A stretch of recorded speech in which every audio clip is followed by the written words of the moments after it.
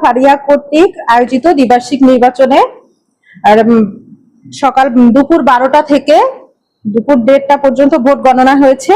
বিনা প্রতিদ্বন্দ্বিতায় সভাপতি নির্বাচন হয়েছে মোহাম্মদ জাহিদুর রহমান এবং সাংগঠনিক সম্পাদক মোহাম্মদ আব্দুল আজিজ শেখ এবং সাধারণ সম্পাদক পদে আজকে মোট ভোটার ছিল হচ্ছে 55 জন। এর মধ্যে ভোট করেছে 99%, 54 জন ভোট দিয়েছে।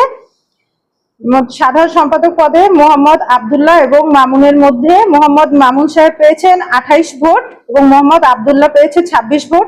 তো আজকে সাধারণ সম্পাদক পদে বিজয়ী প্রার্থী মোহাম্মদ মামুন। আমি সভাপতি হিসেবে পুনরায় বিনা প্রতিদ্বন্দ্বিতা নির্বাচিত হয়েছি। আজকে সাধারণ সম্পাদক নির্বাচিত হয়েছে এবং সাংগঠনিক সম্পাদক বিনা প্রতিদ্বন্দ্বিতা নির্বাচিত হয়েছে। মূলত ফারিয়ার লক্ষ্য এবং উদ্দেশ্য হচ্ছে বিভিন্ন প্রান্ত থেকে এখানে মংলায় মেডিকেল রিপ্রেজেন্টেটিভ হিসেবে জব করতে আসে।